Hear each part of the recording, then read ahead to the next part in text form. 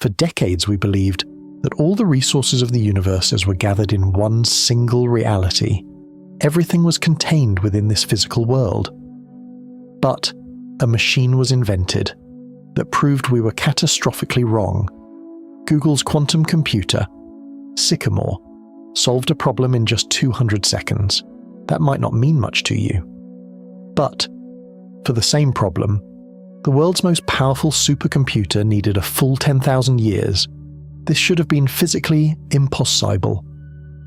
Because thus, a version with just 300 qubits requires more processing space than all the atoms in the universe.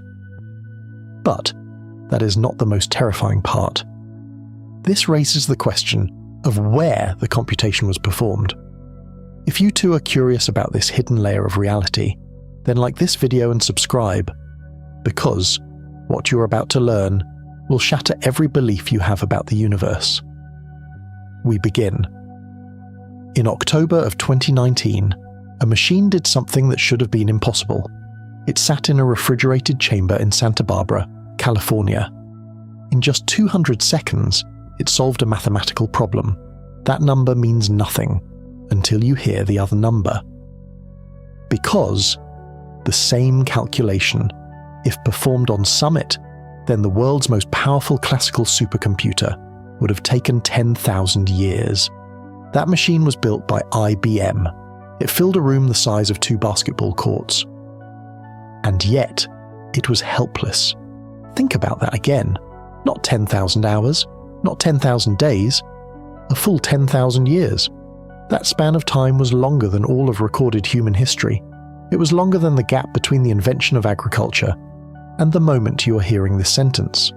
For that reason, what the chandelier-sized machine did was incredible.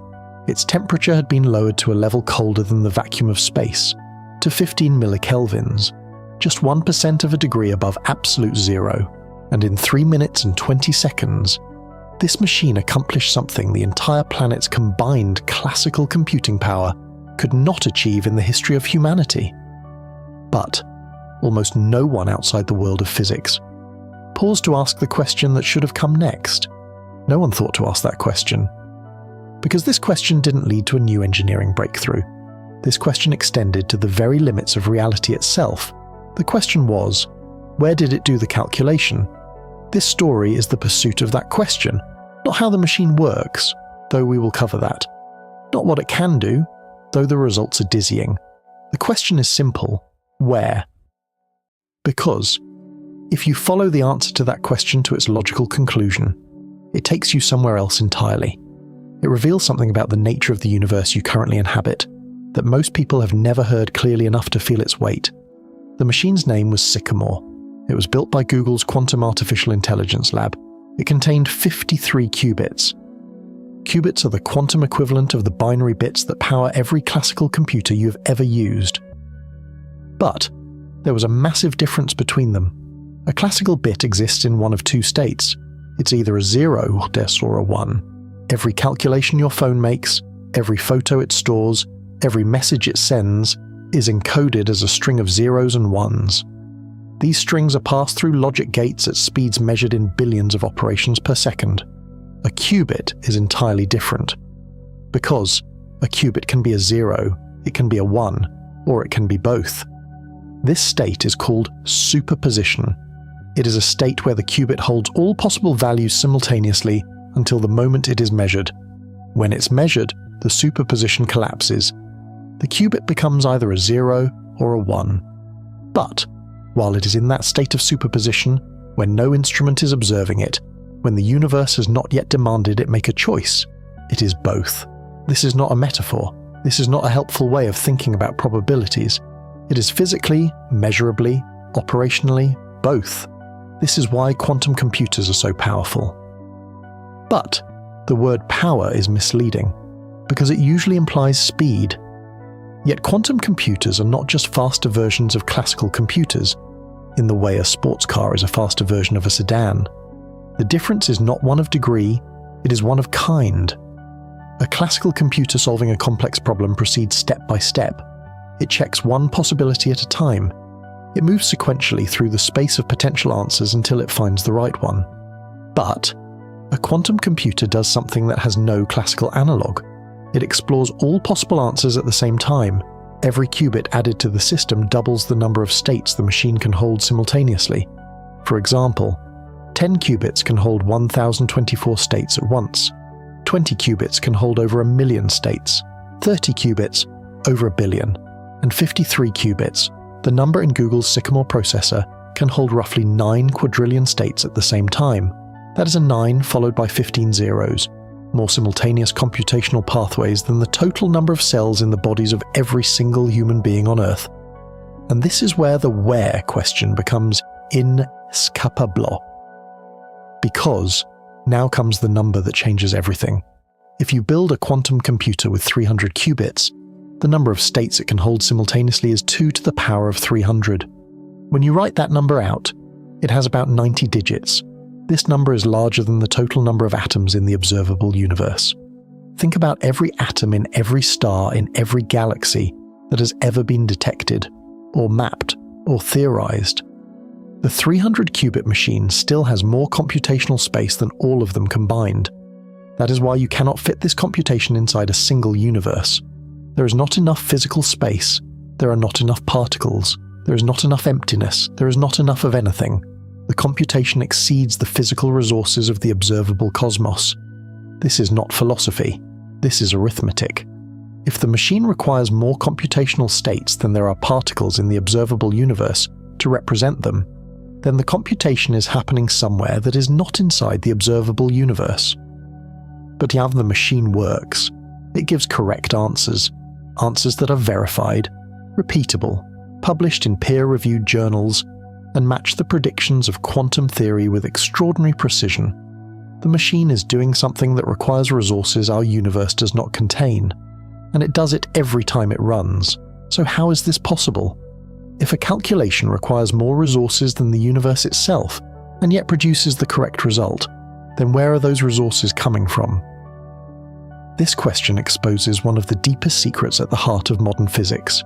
It is not just an engineering problem, it is an existential riddle. The machine's success whispers to us that reality may have a structure far larger and far stranger than we ever thought. There was someone who predicted how this impossibility could be possible, and this person wasn't working in a government lab, surrounded by colleagues and equipment. He was alone, working by himself at night in his home in Oxford, England. And the person who foresaw this situation was the very one who laid the groundwork for this entire technology. And that person's name was David Deutsch. Because the person who foresaw this situation was a genius who actually laid the groundwork for this entire technology, preparing its philosophical foundation when it was not even in anyone's mind. A full 34 years before Google's Sycamore processor demonstrated quantum supremacy, in 1985, Deutsch published a paper in the Proceedings of the Royal Society of London. At the time, almost no one read it, because this paper wasn't proposing a way to factor numbers faster. It wasn't promising to break encryption or simulate molecules. It was asking what seemed to be an almost philosophical question. The question was this: is there a physical machine that can, in principle, simulate any physical process in the universe, not model it, not approximate it, simulate it one-to-one, using the actual laws of physics as its operating system? Deutsch's answer was definitive, just and devastating. A classical computer could not do it, not because it was too slow, not because we hadn't built a big enough one, because a classical computer operates inside a single physical reality, and that single physical reality does not contain enough resources. The calculation performed by a quantum computer exceeds the capacity of our observable universe. So then, where does this extra computation take place? The answer, which Deutsch wrote explicitly in that 1985 paper, was this: the calculations take place simultaneously across multiple versions of reality. This was not a metaphor, this was a physical mechanism. According to Deutsch, the quantum computer was the first device in human history that required the existence of parallel worlds to function. Parallel worlds? The phrase sounds like science fiction. It feels like it belongs in a movie, not a physics journal. But Deutsch was not writing science fiction. He was doing physics. Rigorous, peer-reviewed, mathematically formulated physics. And the theoretical architecture he described in that paper became the foundation upon which every quantum computer ever built is based. He didn't just suggest that parallel worlds might exist. He showed that if quantum mechanics is correct, and 60 years of experimental evidence says it is, then the only consistent explanation for where quantum computation happens is across multiple instances of reality, operating and interacting with each other simultaneously through a process called quantum interference. The incorrect computational paths cancel each other out. The correct paths reinforce each other. The answer that arrives on your screen is therefore what survives after the physics of multiple realities has been used as a computational resource. The machine does not try every answer. It creates the conditions in which the wrong answers destroy themselves, and the right answer emerges from the interference pattern of parallel computations happening in places you cannot see. But as this idea, the many worlds interpretation of quantum mechanics, did not actually originate with Deutsch. The idea belonged to a man who died never knowing that his mathematics would become the foundation of a trillion-dollar technology. His name was Hugh Everett III. He was a graduate student at Princeton University in 1957 when he submitted his doctoral thesis. His thesis proposed that when a quantum system is measured and appears to collapse from a superposition of multiple states into a single outcome, the collapse does not actually happen. All the outcomes occur. Reality branches. Each possible outcome takes place in its own version of the universe. The cat is alive in one branch and dead in the other. Both branches are equally real. There is no collapse, only proliferation. At the time, the physicist Niels Bohr, the architect of the Copenhagen Interpretation that had dominated quantum mechanics for decades, and the most powerful voice in the entire field, dismissed Everett's idea. The scientific community followed Bohr, so Everett's thesis was accepted. But his interpretation was seen as an oddity at best, an embarrassment at worst. He left academic physics immediately after receiving his degree. He went to work for the Pentagon. He did mathematical modeling for nuclear weapon targeting strategies. He calculated fatality rates from radioactive fallout. He advised the Eisenhower and Kennedy administrations on hydrogen bomb delivery systems. He drank heavily. He chain-smoked. He barely knew his children. In 1982, at the age of 51, he died of a heart attack in his bed. His son, Mark, who would later become the lead singer of a rock band called Eels, found his body. In public statements, he has said he believes that was the first time he ever touched his father. At his own request, Everett's body was cremated, and his ashes were thrown in the trash. Because, according to the many worlds interpretation, it didn't matter what happened to any one particular physical configuration. Somewhere, in some branch, he was still alive. His daughter, Elizabeth, took her own life in 1996. In her purse was a note saying she was going to join her father in another universe. The many worlds interpretation that Bohr rejected in 1957 is now, depending on who you ask, the leading theoretical framework for understanding why quantum computers work. The computation that doesn't fit in a single universe fits because Everett was right. There are other branches, and Deutsch built a machine that uses them. The idea the entire physics community rejected for 30 years became an engineering necessity. The machines require it. They do not work without it. Every quantum computer in every refrigerated chamber in every lab on Earth is a piece of physical evidence for the mathematics of a man whose ashes were thrown in the trash at his own request. Forgotten by the field he tried to contribute to, but remembered now, because technology has proven him right. What does all this mean?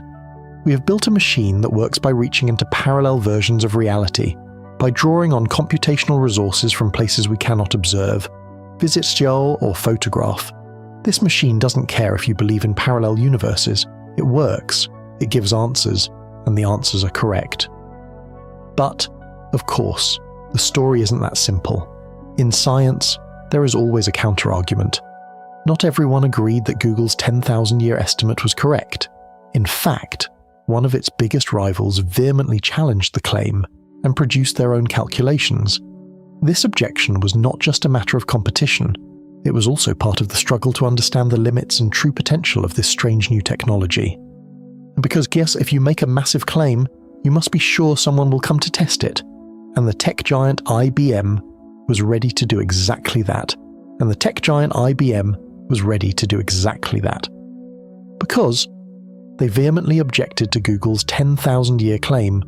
They argued that their own massive Summit supercomputer, with the right algorithm and enough disk storage, could perform the same calculation in 2.5 days. That was an incredible reduction compared to 10,000 years. Google accepted this correction. But the real shock was not the objection itself. The real shock was how meaningless even this objection remained. Because the difference between 2.5 days and 200 seconds was still more than 1,000-fold. This still represented a massive gap. But even that wasn't the most important part. The most important part was this. The problem Sycamore solved was specifically designed to be easy for a quantum machine and hard for a classical one. This was not a trick. It was a proof of principle. As quantum hardware improves and the problems become more general, this gap does not shrink. On the contrary, it grows exponentially. Each added qubit doubles the computational space, and each doubling widens the gap. This is not a curve that flattens on its own. We are at the very beginning of an exponential trajectory whose end we cannot see from where we stand now. But we did not have to wait decades to see how steep this trajectory was. The shocking evidence came much earlier, much faster. December 2023, IBM introduced a processor called Condor. It had 1,121 qubits. Just 4 years earlier, in 2019, Google's Sycamore had only 53 qubits. In 4 years, the number of qubits in a leading processor had increased by more than 20 times. This growth rate surpassed even the predictions made by most quantum computing researchers in 2015. It seemed like an impossible speed. The history of exponential technologies is the history of underestimating the back half of the curve. We are good at predicting the next doubling. We are terrible at predicting what the 3rd to the 15th doubling looks like. 15 doublings from 53 qubits is approximately 1.7 million qubits.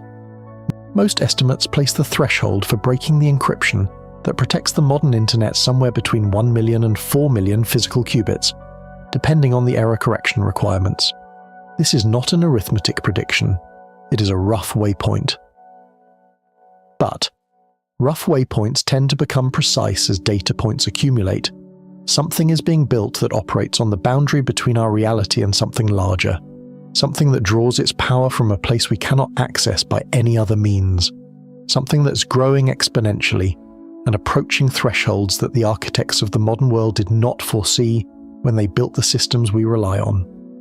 But the deepest question raised by all these developments is not about encryption or computational speed. This question is about the nature of the reality you're experiencing right now. Because if the machine works, and yes, it does, and if the only consistent explanation for why it works is that it borrows resources from parallel versions of the universe, then those parallel versions are real.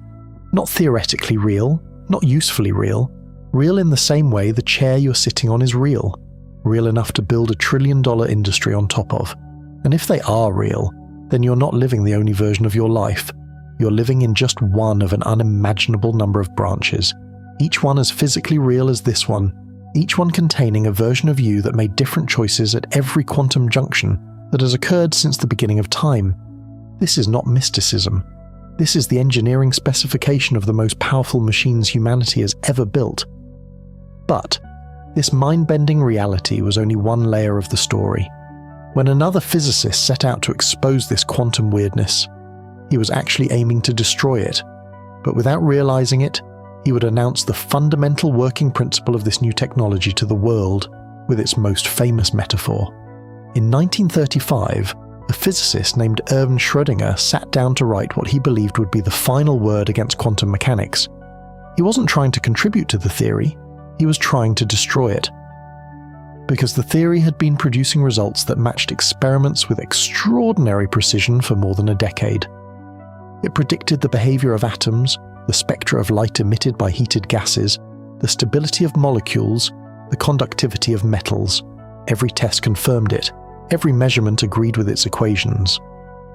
And yet, Schrödinger found one of its core claims to be philosophically unbearable. The claim was this: a particle does not have a definite state until someone measures it. Before the measurement, it exists in a superposition of all possible states simultaneously.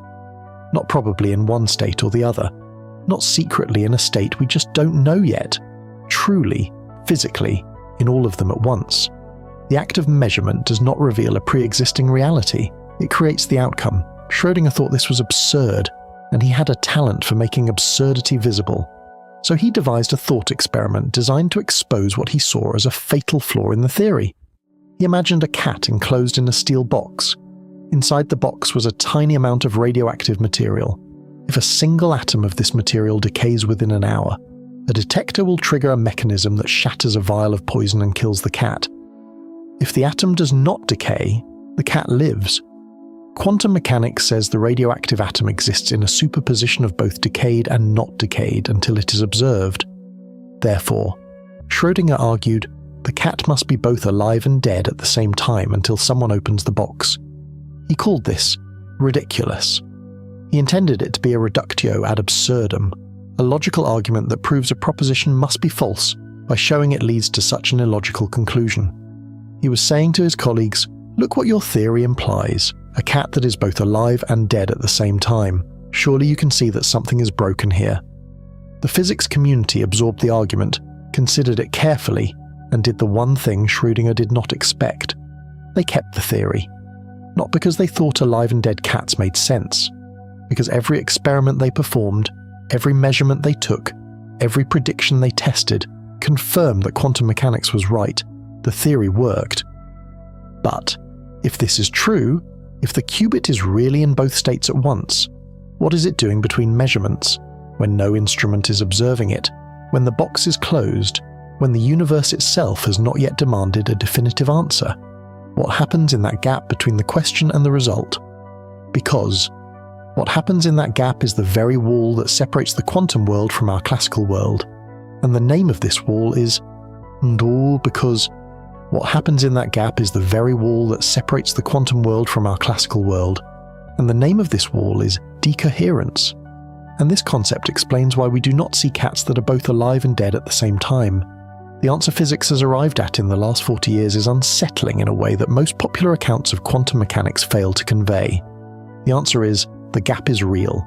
The computation that happens between measurements is physically occurring, and the reason it is hidden from us, the reason the world around us appears stable, definite, and classical, is not because superposition is a mathematical trick. It is because of a process called decoherence. And decoherence does not eliminate the other possibilities, it just hides them. The physicist who solidified this idea was Wojciech Zurek, working at Los Alamos National Laboratory. His work in the 1970s, building on earlier insights by Heinz-Dieter Zeh, offers the clearest and most physically rigorous answer to the question of why the world should look classical according to quantum mechanics. Here is the essence. A quantum system remains in a superposition only as long as it remains perfectly isolated from everything around it. It stays in that state of multiple possibilities. The moment it interacts with even a single particle from the outside environment, the superposition begins to dissolve. This does not happen because of a mystical act of consciousness. It does not happen because a human mind looks at it. It happens simply because information about the system leaks out into the surrounding world. Think about what this means physically.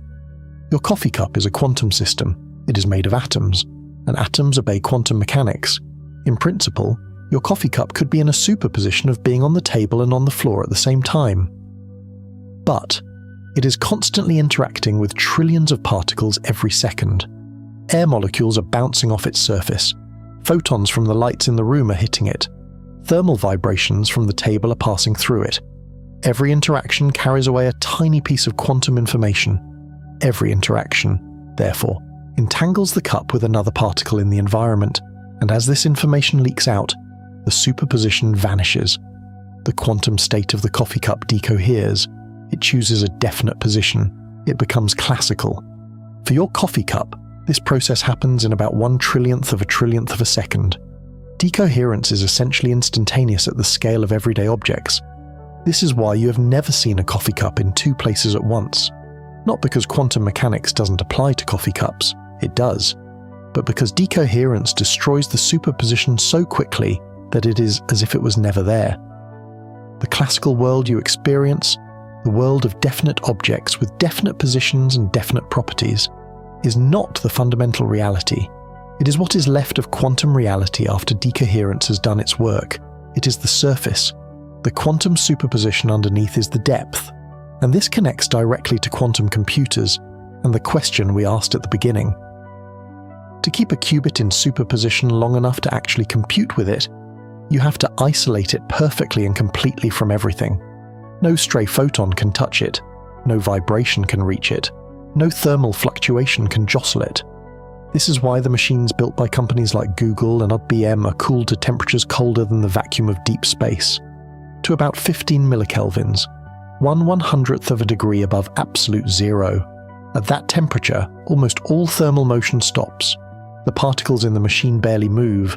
The environment is as quiet as physics allows, and in that silence, the qubits maintain their superposition long enough to perform calculations that no classical computer could ever match. The entire engineering challenge of quantum computing is reduced to a single sentence. Keep the computation hidden from the universe long enough to get an answer. That is it.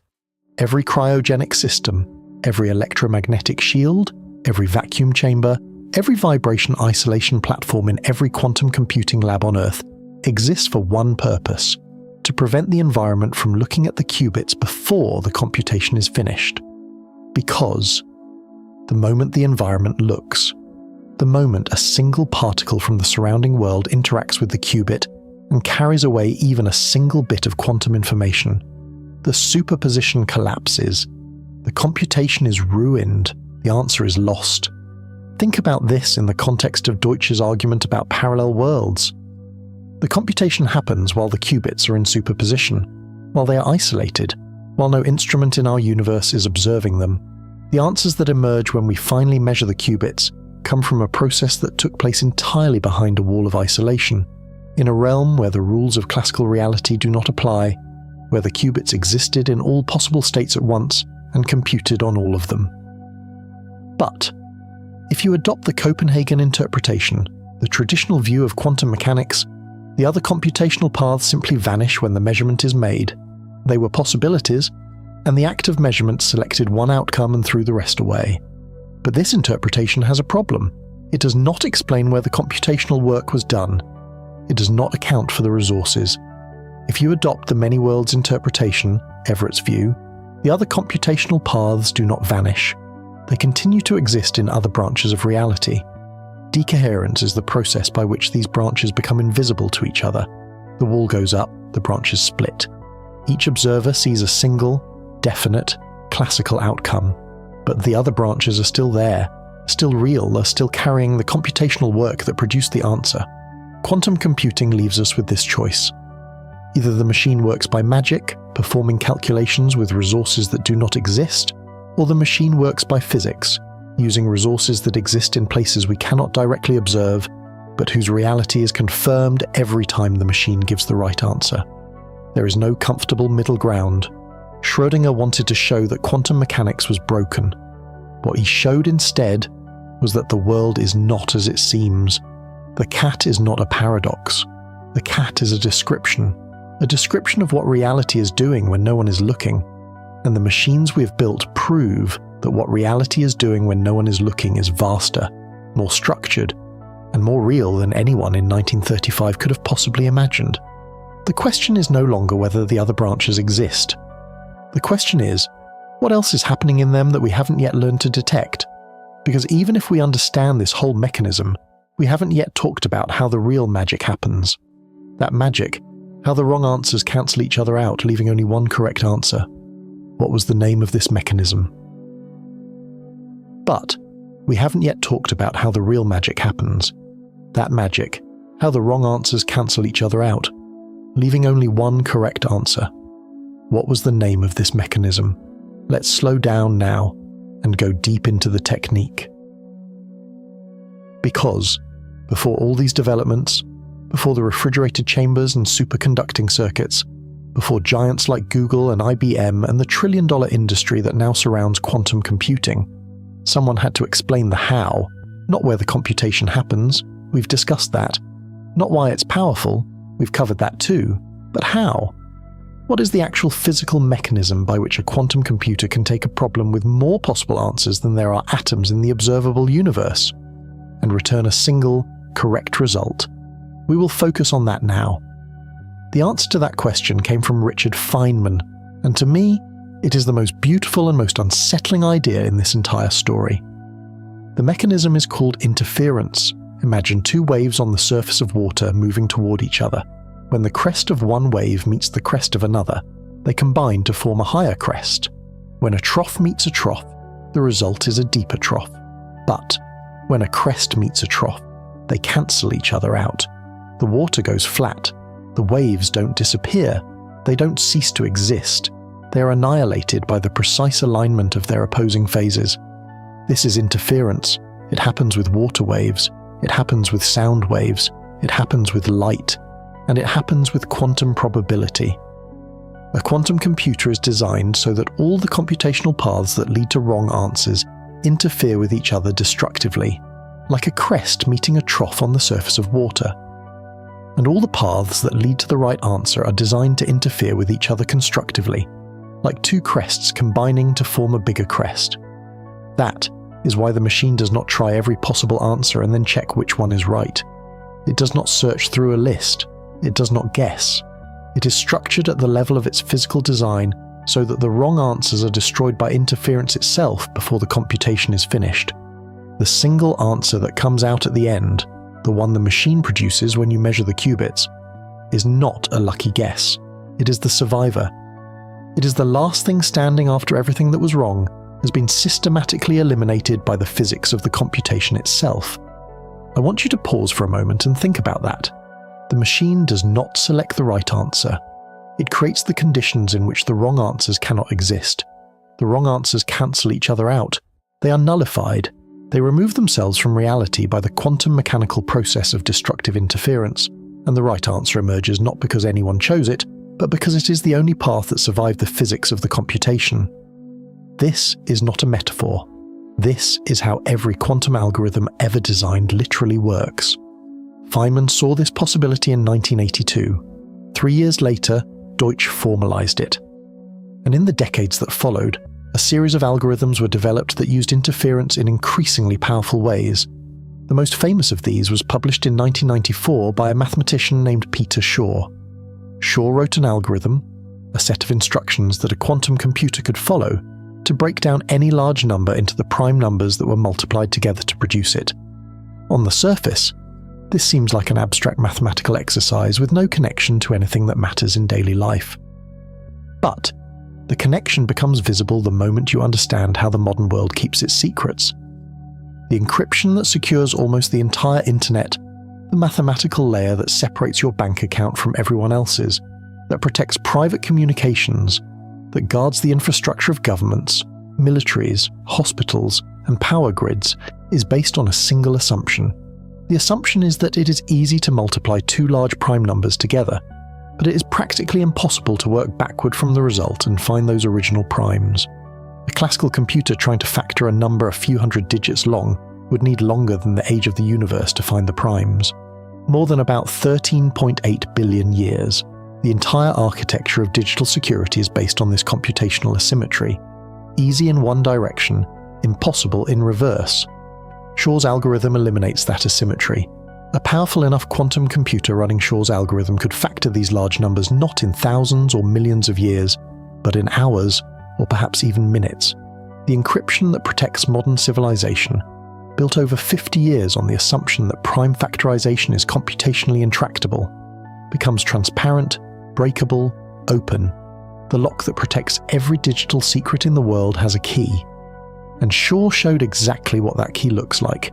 The key does not yet exist in physical form, because no quantum computer has enough qubits to run Shor's algorithm at the scale required to break real-world encryption. But the blueprint exists, the math is published, and the machines are growing. 2 years after Shor, so in 1996, a researcher named Love Grover published a second algorithm that addressed something more general than factoring numbers. Grover's algorithm addresses search. Imagine a list with 1 billion unsorted items, and you are looking for a specific entry, A classical computer has to check the items one by one. On average, it finds the target after checking half the list. That's 500 million checks.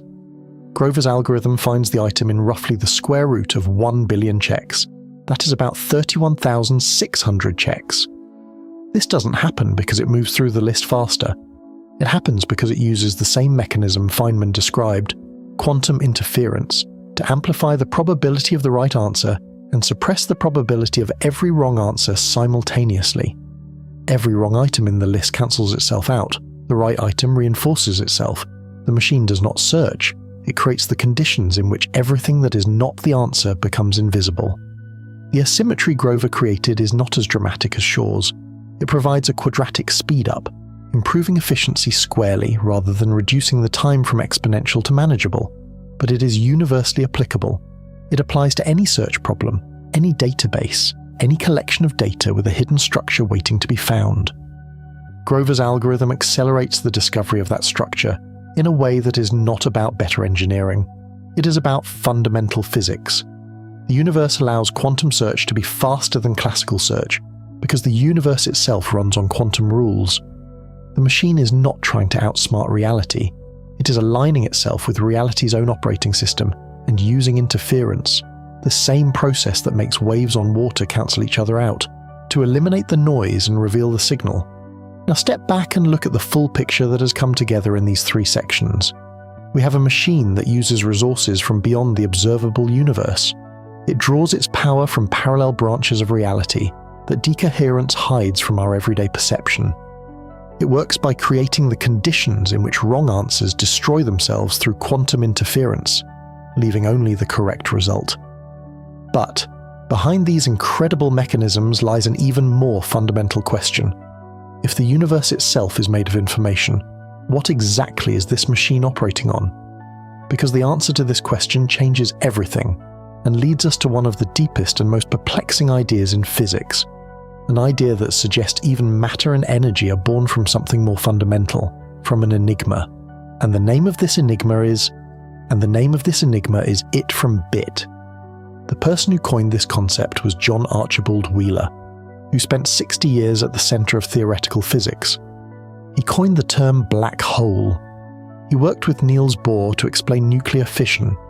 He supervised the doctoral theses of two of the most important minds in the history of quantum theory, Richard Feynman and Hugh Everett. He contributed to the Manhattan Project. He shaped the development of general relativity for an entire generation. By the time he reached the final decades of his career, he had thought more seriously about the foundations of physical reality than almost anyone, and the conclusion he reached was not a formula. It was not an equation. It was a phrase compressed to fit into 3 words: it from bit. Everything, Wheeler wrote, every particle, every field of force, even the space-time continuum itself, derives its function, its meaning, its very existence entirely, even if in some contexts indirectly, from the apparatus elicited answers to yes or no questions, binary choices, bits. All physical things are information theoretic in origin, and this is a participatory universe. Read that sentence again, last slowly. Wheeler is not saying that information is useful for describing the universe. He is not saying that physics can be expressed in the terms of information. He is saying that the universe is made of information. That matter, energy, space-time, the entire physical world emerges from something more fundamental. And that fundamental thing is not a particle. It is not a wave. It is not a string, a field, or a brain. It is an answer. A yes or a no. A bit. This is a strange idea to really think about, because it inverts the intuition that most of us carry without ever questioning it. We tend to think of reality as the solid ground, and information, as something we extract from it. We think of atoms as primary, and the descriptions of atoms as secondary. The rock comes first. The measurement of the rock comes second. But Wheeler is saying the measurement comes first. The rock comes second. Information is primary. The physical world is what happens when enough bits accumulate in the right configuration. There is nothing underneath information, no deeper layer, no hidden substrate. Answers are the very essence of reality. Now bring this idea into contact with everything we have built so far. If the universe is made of information, then a device that manipulates information at the most fundamental physical level is not modeling reality. It is not simulating reality. It is operating on the very substrate from which reality is built. Every calculation a quantum computer performs is an intervention in the informational fabric of the universe. That is not a poetic description. If Wheeler is right, it is a literally true one. The quantum computer is not a tool that works within reality. It is a tool that works on reality. At the level where reality is assembled from yes and no answers, the quantum computer is adding its own answers to the conversation. There is a piece of experimental evidence so direct in its support for this idea that it deserves its own examination. In 1961, a physicist at IBM Research named Ralph Landauer published a paper arguing that information is not abstract, it is physical, and he had a specific, measurable way to show it. When you erase a single bit of information, when you reset a system that was holding a 1 or a 0 to a known state, you release heat. Not metaphorically, literally. A tiny but measurable and theoretically unavoidable amount of thermal energy is released into the environment. This became known as Landauer's principle. The act of erasing information is physically irreversible, and that irreversibility has a thermodynamic cost that cannot be engineered around or overcome. Erasing information generates heat in the same way that friction generates heat. It is a law. For decades, Landauer's principle remained a theoretical prediction without direct experimental confirmation. Because the amount of heat released by erasing a single bit is extraordinarily small, on the order of 3 × 10 to the power of -21 joules at room temperature, to measure that requires instruments of almost unimaginable sensitivity. Then in 2012, a team led by the physicist Eric Lutz built an experiment sensitive enough to do it. They trapped a single microscopic particle in a well created by focused laser beams, manipulated it to erase a bit of information, and measured the heat that was released. The result matched Landauer's formula. Information has weight. Information has temperature. Information has a physical cost embedded in the laws of thermodynamics. To erase a fact about the universe releases energy into the universe. Information is not a description of the physical world. It is a part of the physical world. The intuition Wheeler articulated in 1990 was confirmed in a lab in 2012. Now connect this to quantum computers. A quantum computer operating in superposition is, in a sense, not yet committed to answers. It holds multiple possibilities open at the same time before collapsing to a result. Some researchers have suggested this may allow quantum computations to approach a kind of reversibility that classical computation cannot achieve, potentially sidestepping some of Landauer's heat cost.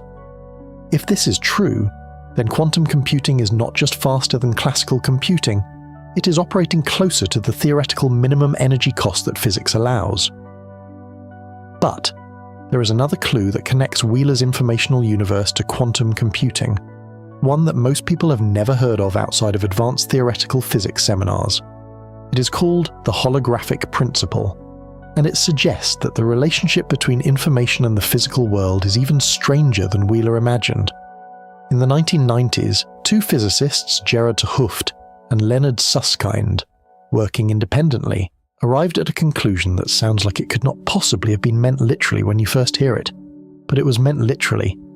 The holographic principle states that the maximum amount of information that can be contained inside any region of space is not determined by that region's volume, but by its surface area, not the inside, the boundary. You would expect that doubling the volume of a box would double the information it could hold. More space, room for more particles, more information. The holographic principle says no. Information capacity scales not with volume, but with surface area.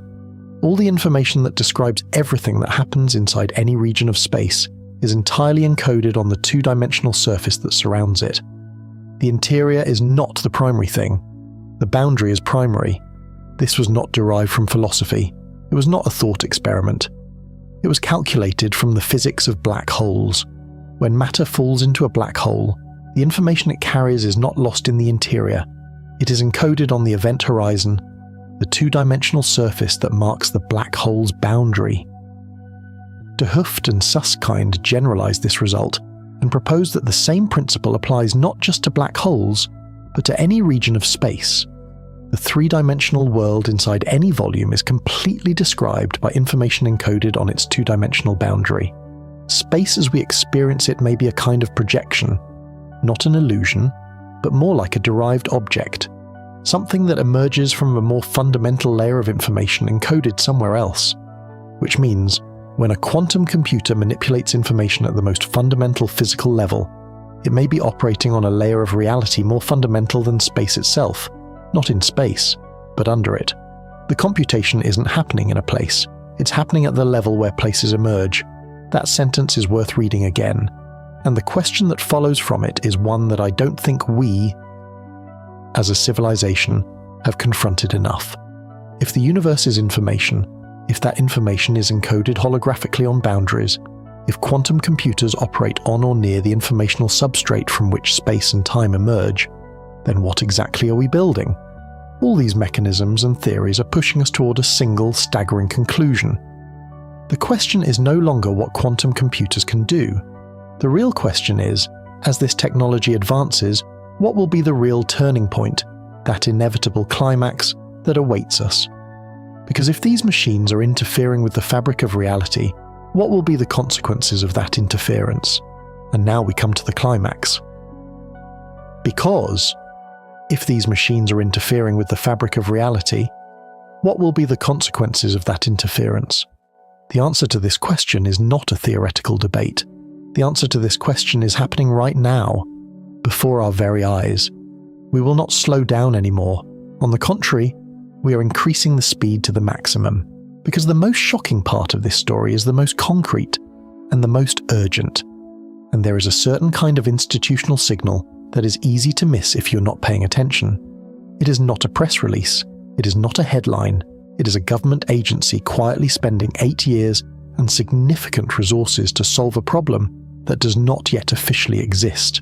And now, the real earthquake begins. This signal was the harbinger of the greatest cybersecurity crisis in history. In 2016, the National Institute of Standards and Technology, or NIST in the United States, launched a competition. They invited mathematicians and cryptographers from around the world to submit new encryption algorithms, not better versions of the existing ones, fundamentally different ones. Algorithms based on mathematical problems that a quantum computer running Shor's algorithm could not break. 82 teams from 25 countries submitted proposals. It was the largest cryptographic effort in history. The competition lasted a full 8 years. The final standards were published on August 13, 2024. Think about what this sequence of events actually implies. A government agency does not spend 8 years and coordinate 82 international teams to solve a hypothetical problem.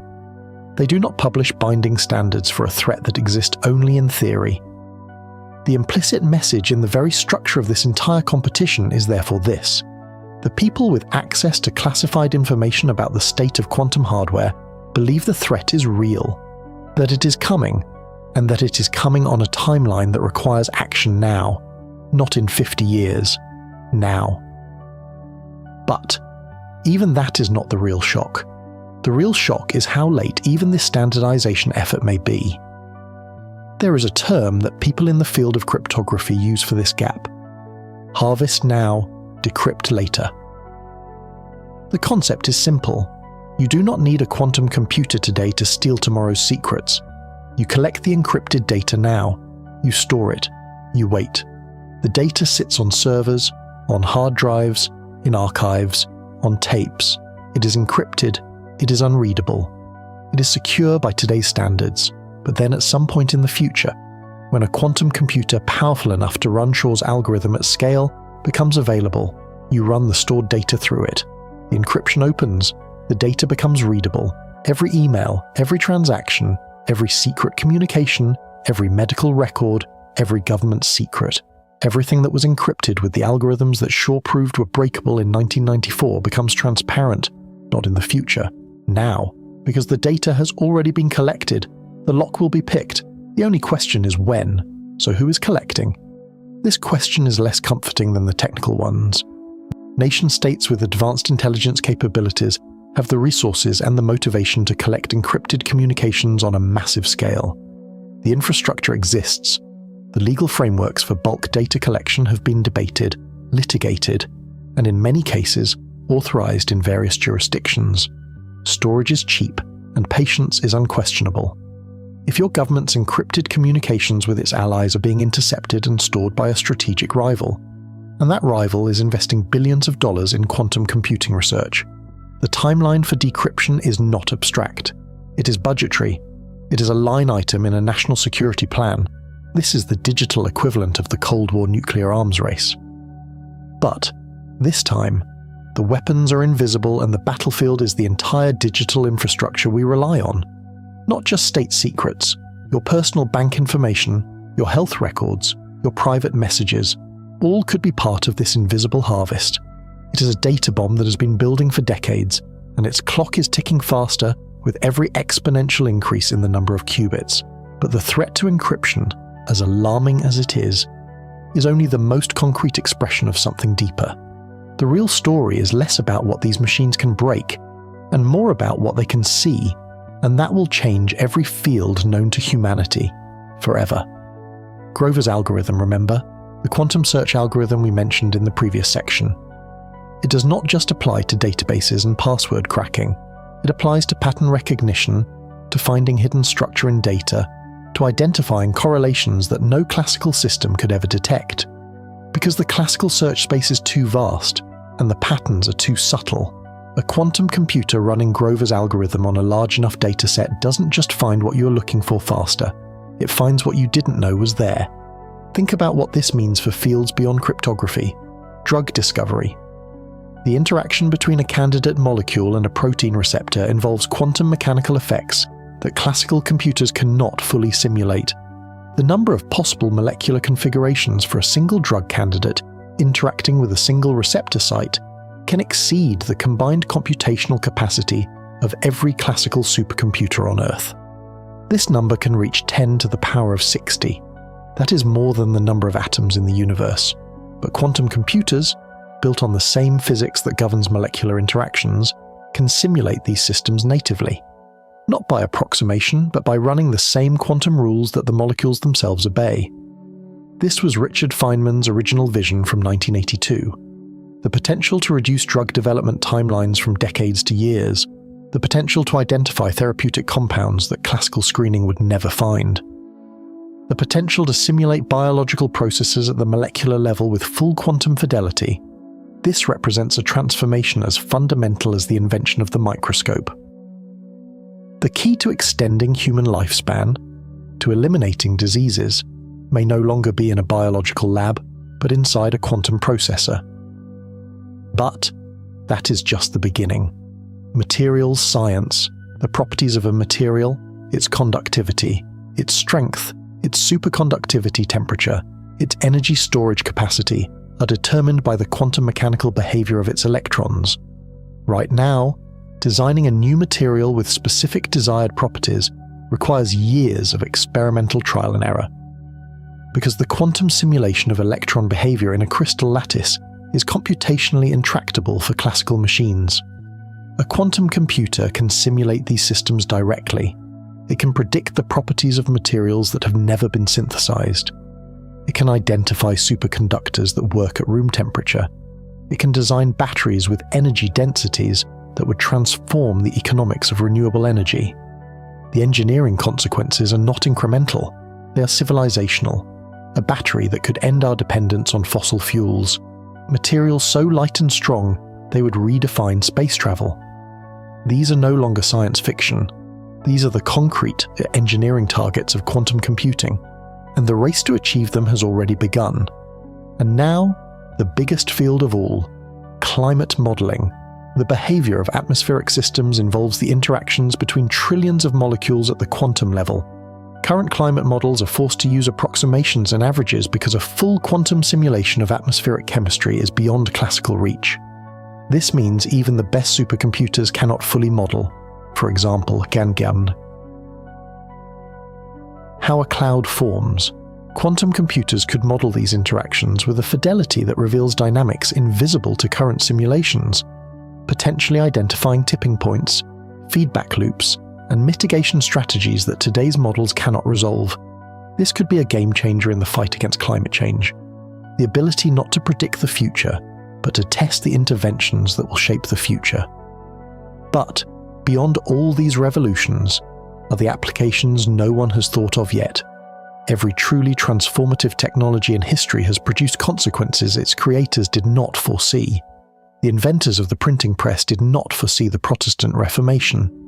The designers of the internet did not anticipate social media. The engineers who built the first transistor did not imagine that every device in our pockets would contain more computing power than the Apollo program. And now, we are building the most powerful tool in history, and its deepest impacts will be the ones we cannot yet even imagine. Perhaps if consciousness is based on quantum processes, these machines could help us understand the nature of intelligence. Perhaps they could solve the information paradox inside black holes. Perhaps they could show us how space-time itself emerges from something more fundamental. These possibilities are as terrifying as they are exciting, because once opened, this door can never be closed again, and we are prying that door open a little more every day, and we do not yet know what is on the other side, what is waiting. All we know is that we have entered a path of no return. But amidst all these practical applications and unforeseen consequences, a more immediate, more concrete development is taking place. This is not just one company's success. This is a turning point. This is a development that could fundamentally change the problem of quantum error correction and make this entire exponential growth curve even steeper. This is a discovery that rewrites the rules of the game, and this is a discovery that rewrites the rules of the game. It is the topological qubit. In 2024, Microsoft announced the first topological qubit.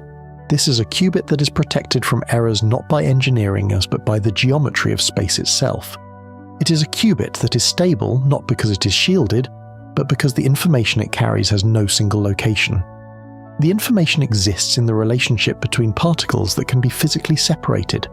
For an error to destroy the information, it would have to corrupt both locations simultaneously. Ordinary environmental noise cannot do that. The qubit becomes stable specifically because it is nowhere in particular. This is no longer an engineering challenge. This is a new kind of object, something whose defining feature is that it is smeared out across space in a way that has no classical analogue. This development is a giant step toward overcoming one of the biggest obstacles for quantum computers, the problem of decoherence, because topological qubits could, in theory, have error rates thousands or even millions of times lower than conventional qubits. This means they would require less error correction, and therefore more powerful computations could be performed with fewer physical qubits. This means the path to a machine that can run Shor's algorithm might be much shorter than we thought. This turns the harvest now, decrypt later threat from a future projection into an immediate action plan. This growth is not linear. It is not even cleanly exponential. It is something more complex, driven by simultaneous advances in hardware, error correction, algorithm design, and the sheer volume of investment pouring into the field from governments and corporations. China has launched a quantum satellite. This is a project aimed at creating a theoretically unhackable communication channel using quantum key distribution, or QKD, technology. This could revolutionize global communication security and reshape geopolitical balances in the quantum age. Europe has funded a €1 billion quantum flagship program. The United States has passed the National Quantum Initiative Act. Every major technology company on Earth has a quantum computing division. The race is not coming. The race is here, and the finish line is not a faster computer. The finish line is the ability to manipulate information at the level where reality is assembled. And in the middle of this race, standing at the center of it all, is the man who ties the whole story together, David Deutsch. David Deutsch does not travel by airplane. He rarely leaves Oxford. He works at night. He has described himself as someone who finds it easier to think about the abstract structures of reality than to navigate the practical requirements of ordinary social life. But he is also, by the account of most people who work in the field of quantum computing, one of the 2 or 3 people most responsible for the field's existence. His 1985 paper laid out the theoretical architecture. His work in the subsequent decades has continued to push the same questions from different angles. And through it all, he has maintained a position that most physicists privately agree with. but few have been willing to state as explicitly as he has.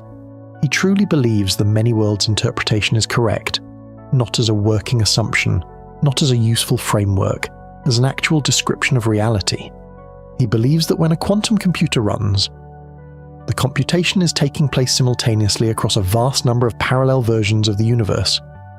He believes those parallel instances are at least as real as this one, and that the machine is genuinely reaching into that parallel structure and pulling out answers. He believes this in the same way most people believe the chair they're sitting on is real. And the machine he helped design works. It gives correct answers. It outperforms classical computers on problems that can be independently verified. If the machine works, and the only consistent explanation for why it works requires parallel universes, then the question is not whether parallel universes exist. The question is what it means that we have built a device that uses them, and what it means that we are doing it without most of the world understanding what we have actually built. A view that places humanity and consciousness at the center. We are not just inhabitants of the universe, we are also its creators. Every yes or no question, every measurement, adds another stitch to the fabric of reality. These two views are diametrically opposed. One pushes us into a cosmic irrelevance, while the other gives us an almost godlike role. The tragic side of this contrast is that we will never know for sure which one is right.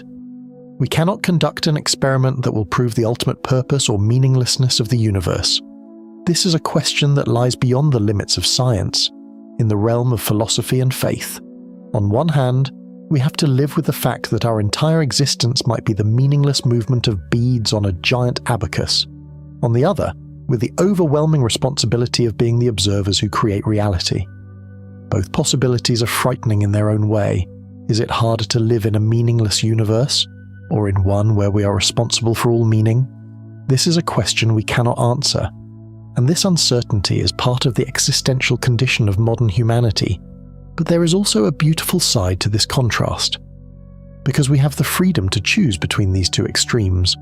Perhaps the universe is a meaningless computation, but we can choose to create meaning within that computation. We can find music in that noise. Perhaps the universe is waiting for our participation. Then we can accept that responsibility and work to create a more beautiful, more just reality. Perhaps the right answer lies somewhere between these two extremes, in a synthesis. Perhaps as the universe computes itself, we are the parts that find meaning in that computation. Perhaps process and purpose are two sides of the same coin. This uncertainty is not a curse, it is a canvas, and we are the artists who paint our own meaning upon it, and you are standing before this canvas. You also make choices every day. To be kind to a friend, to learn something new, to create a work of art. These may seem like small actions, but in Wheeler's participatory universe, each one is a brushstroke added to reality. In Lloyd's computational universe, it is a note that brings meaning to a meaningless noise. Whichever view you lean toward, your actions matter. You're not just a passive observer, you're a character in this story, and every line you write, every word you say, every choice you make is added to the great narrative of the universe. This is your power, this is your responsibility, and this is your adventure. These two great contrasts confront us with the most fundamental tensions of our existence, our smallness in infinity, and our search for meaning in meaninglessness. But there is another layer to this story, a more personal, less more unsettling contrast revealed by these machines. This contrast is about the nature of ourself and the arrow of time. Because if many worlds is correct, then you have to face the fact that you are not a single you. And this brings us to a more personal, more unsettling contrast. This contrast is about the nature of ourself and the arrow of time. Because if many worlds is correct, then you have to face the fact that you are not a single you. On one hand, there is the linear life you are experiencing right now. You were born, you are growing, you will age, and you will die. Your memories form a single chain. Your character seems to be a sum of the choices you have made. This is what we call I, a singular, continuous identity that moves forward in time. You tell your story, you have a past, you have a future. This is the most fundamental experience of being human. On the other hand, there is the picture quantum physics presents us. At every quantum event, at every moment of indecision, reality branches, and so do you. There is a you who took that job, a you who didn't. There is a you who got on that plane, a you who didn't. Each of these branches is as real as yours. In each one, a you lives with different memories, different experiences, and perhaps a different character. So how can these two pictures coexist? How can we have a sense of a singular, continuous self, and at the same time be a being that splits into an infinite number of branches? The tragic side of this contrast is that we are disconnected from the infinity of our own potential. You will never know what those other yous learned, what they felt, what they achieved. Maybe in another branch, there is a you who realized your greatest dream. Maybe a you who faced your greatest fear. But you, in this branch, are completely unaware of those experiences. This is like being exiled from a large part of our own self. It is as if we are condemned to read only one book in a vast library, but we know that every other book in the library was also written by us. This is a sorrow brought by missed opportunities, unlived lives, and untaken paths. Elizabeth Everett's desire to join her father in another universe is the most poignant expression of this tragedy. The desire to escape the pain in her own branch and believe in the existence of a happier possibility. But that door was closed to her too. This may be the cruelest joke of our existence, to offer us infinite possibilities and then to trap us in a single one. But there is also a beauty to this contrast, because it also offers us a freedom and a consolation. If every choice you make creates a new universe, then no path is the wrong path. It is just a different path. Regret, in this framework, loses its meaning. Because everything you say, if only to, is an I'm glad I did in another branch. This takes the weight of the past off our shoulders. It frees us from the pressure of living a single, correct life. Furthermore, this idea also offers us a kind of immortality. Yes, in this branch, you will die. But as Everett believed, you will continue to live in countless other branches. This makes his request to have his ashes thrown in the trash more understandable. Because if every branch is real, then the fate of a single physical body is not so important. Your existence transcends the limits of a single body. It is spread throughout the fabric of the multiverse. This is not a traditional belief in an afterlife, but it is a thought we can hold on to as we face our own finitude. Maybe Elizabeth couldn't physically join her father, but maybe, in another branch, her father never drifted so far away, and they both lived a happy life. This thought does not soothe the pain, but it adds a perspective to it, and you are in this complex web of self. You too sometimes look back at the past and imagine making different choices. You think, if only I had said that day, or if only I hadn't taken that path. The many worlds interpretation tells you that these dreams are not empty. They are the echoes of another reality. You are here now, in this branch, as a result of these choices. But you are not just this result. You are the sum of all potentials. This can make you more humble, because even your greatest successes might be a failure in another branch. But it can also make you braver, because even your greatest failures are the beginning of a victory in another branch. You are not a single note.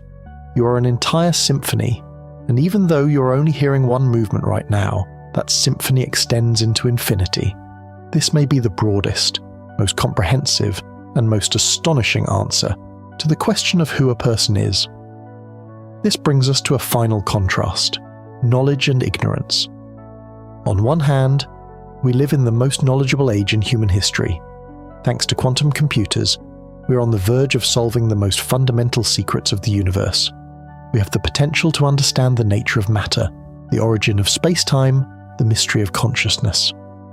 With Grover's algorithm, we can find hidden patterns in data. With Shor's algorithm, we can analyze the most complex systems. In a few decades, perhaps we will have the tools to understand the operating system of the universe and interact with it.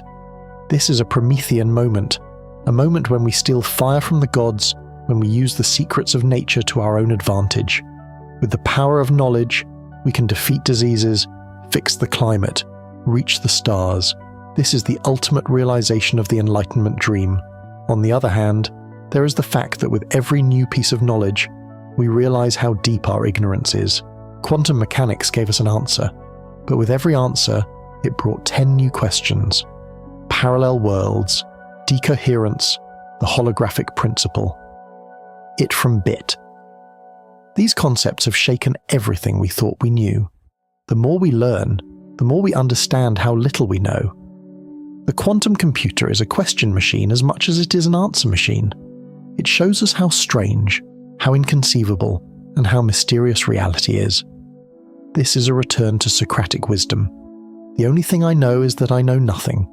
The tragic side of this contrast is that we will never reach the ultimate truth. Like peeling the layers of an onion, we find a new layer under every layer, and maybe there is nothing at the very center. Maybe reality is an infinite regress. This can make our search for knowledge meaningless. If we can never reach the summit, what is the point of climbing? This is an intellectual nihilism that can swallow even our brightest minds. If every theory is temporary and every discovery opens a door to a new mystery, then why bother? This is the idea that knowledge itself can be a curse that only reminds us how small and ignorant we are. But there is also a unique beauty to this contrast, because it means the journey will never end. There will always be a new continent to discover, a new mystery to solve, a new question to ask. This makes the universe infinitely interesting.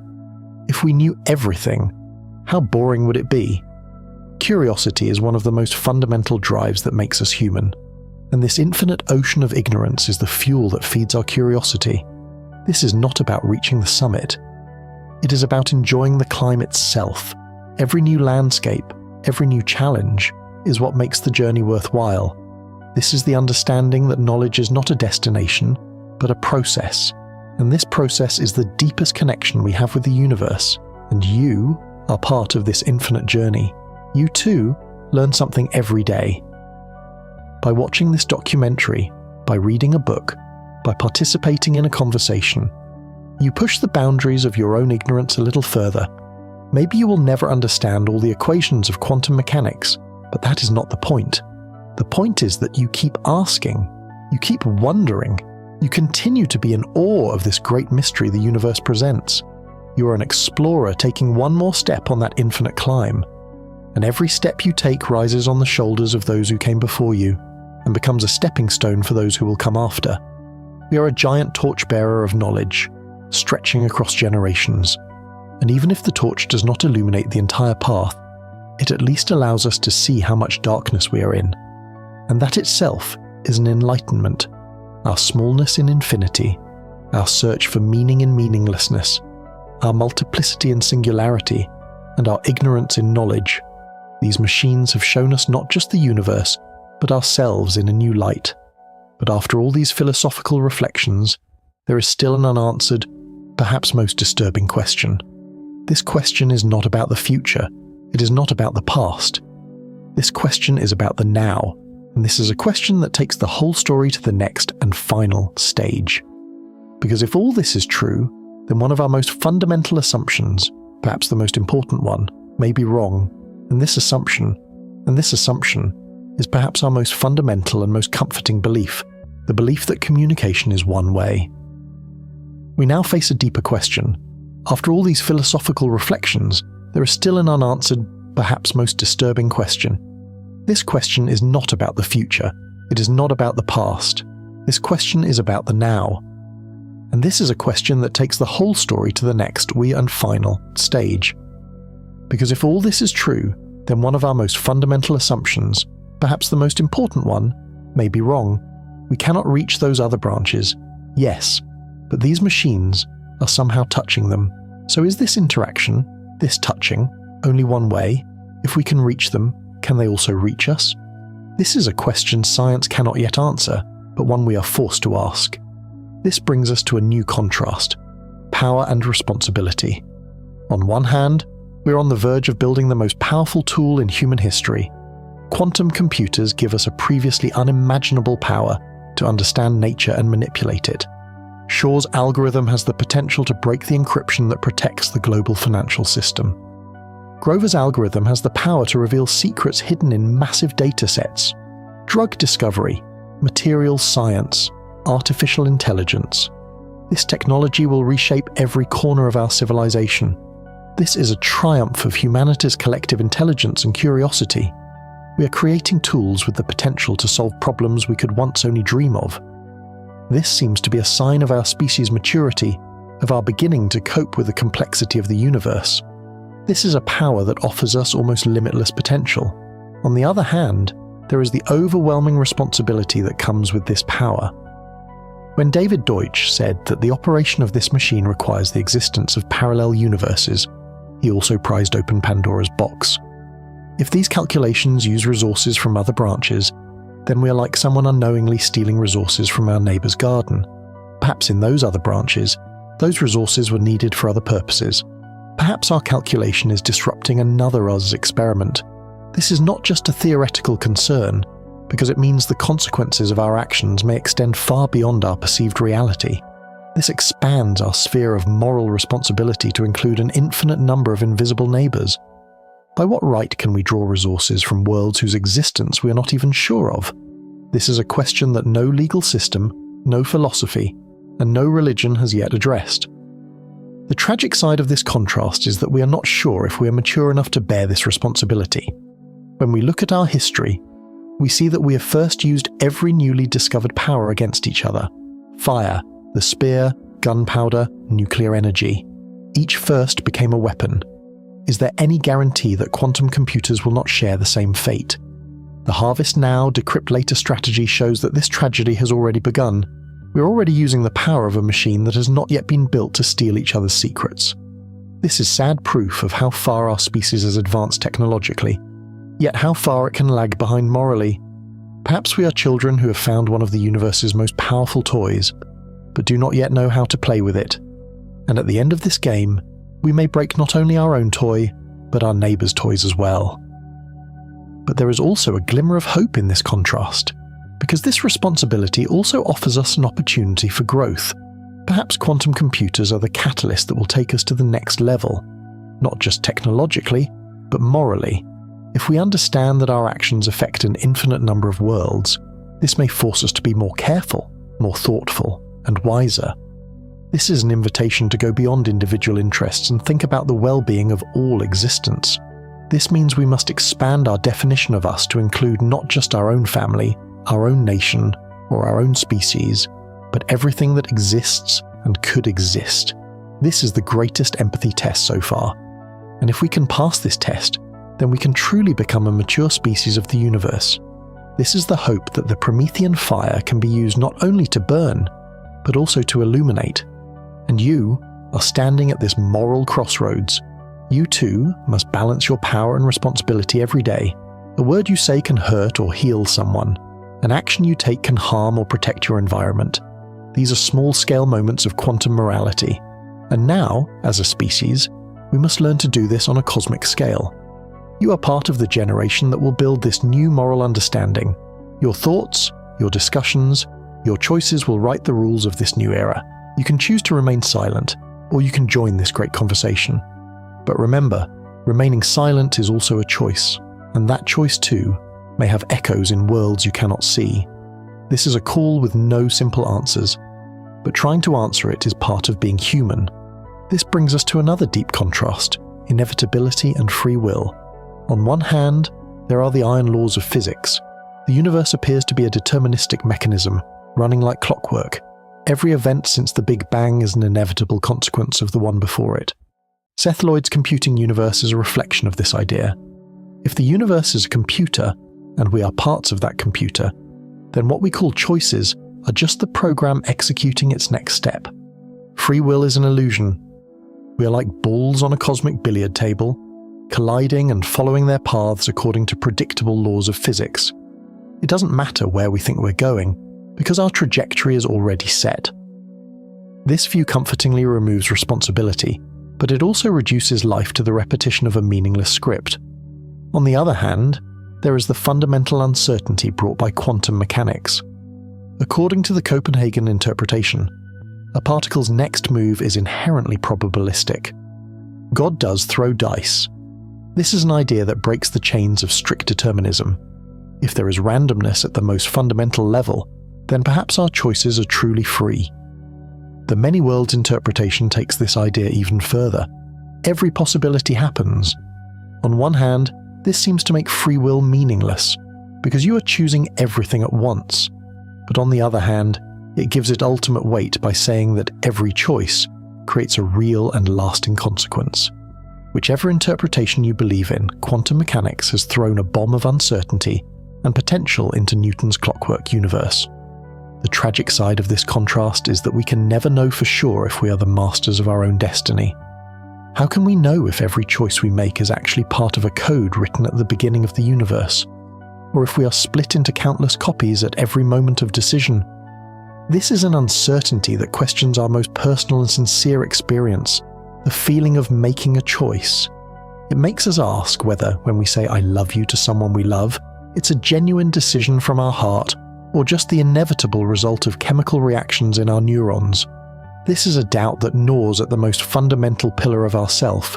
It's that chilling feeling of realizing we might be puppets and can't see the strings. But there is also a beauty to this contrast, because this uncertainty is also the space that allows hope to exist. If not everything is predetermined, then the possibility of creating a better future always exists. Then it makes sense to struggle, to try, to strive for something better. Even if our choices are an illusion, we have the freedom to live that illusion as if it were real. Perhaps free will is not a physical reality, but an attitude we adopt. Perhaps what matters is not whether we are puppets, but that we continue to dance without caring who holds the strings. This is similar to what the French philosopher Albert Camus described in The Myth of Sisyphus. Sisyphus is condemned to push a rock to the top of a hill every day and every time the rock rolls back down. But Camus says, we must imagine Sisyphus happy, because the struggle itself is enough to make life meaningful. And you are in this existential dance. You too push your own rock every day. Sometimes you feel like you're making progress. Sometimes you feel like everything is back to square one. But you keep pushing, because something inside you believes this struggle is worthwhile. Maybe you're a puppet. Maybe you're completely free. But you get out of bed that morning and shoulder that rock once more, because you choose to dance, because you choose to struggle, because you choose to hope. And that choice, whether an illusion or real, is one of the most powerful forces in the universe. Power and responsibility, inevitability and free will.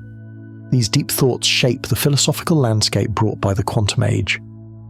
But beyond all these abstract discussions, as we approach the end of this story, a much more concrete, much more personal question awaits us. This is not about machines, the universe, or philosophy. This is about you. And this is the ultimate question beyond everything, which we will address in the final chapter. And this raises the ultimate question beyond everything, which we will address in the final chapter. This question is not about whether to open the door. The door is already open. The question is this: if we can reach them, can they also reach us? This requires us to delve into the deepest and most personal layer of the whole story. Because this question confronts us with a final contrast: connection and isolation. On one hand, as humanity, we are more connected to each other than ever before. The internet brings people from all over the world together in seconds.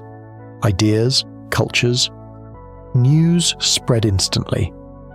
But the reality implied by quantum computers suggests that this connection exists at a much deeper, much more fundamental level. If the many worlds interpretation is correct, then we are not just connected to other people in this branch, but in some way to countless versions of ourselves in countless branches. Quantum interference is a way for these different branches to talk to each other.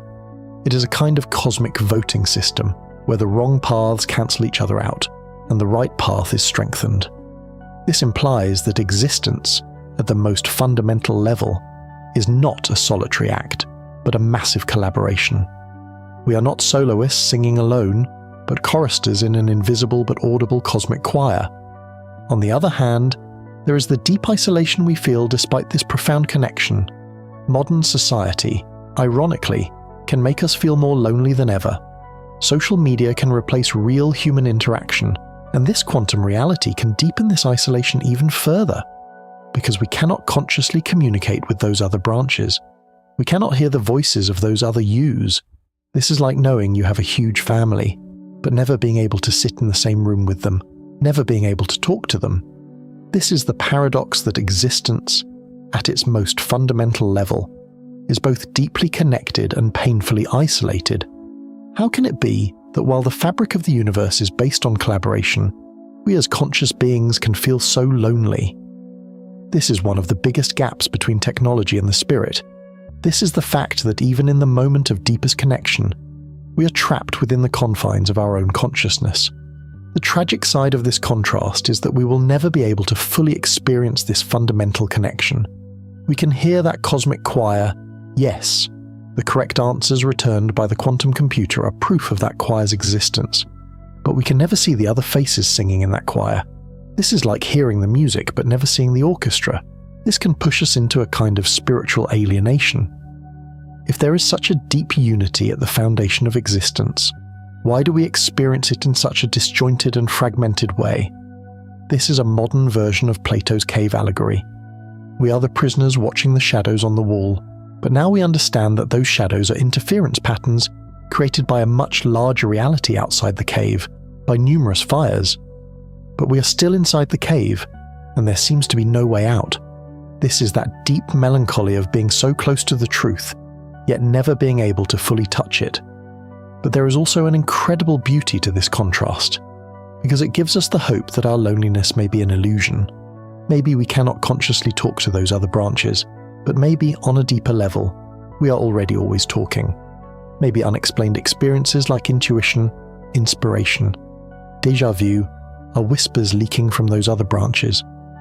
Maybe when we create a work of art or make a scientific discovery, we are drawing not just from our own mind, but from the collective mind of countless us-s. This means that creativity and genius may be less an individual act, and more an act of opening a channel to the multiverse. This implies that even in our loneliest moments, we are actually never alone. We are not just trapped on the island of our own consciousness, we are connected by invisible archipelagos, and the quantum computer is the first telegraph line between these archipelagos.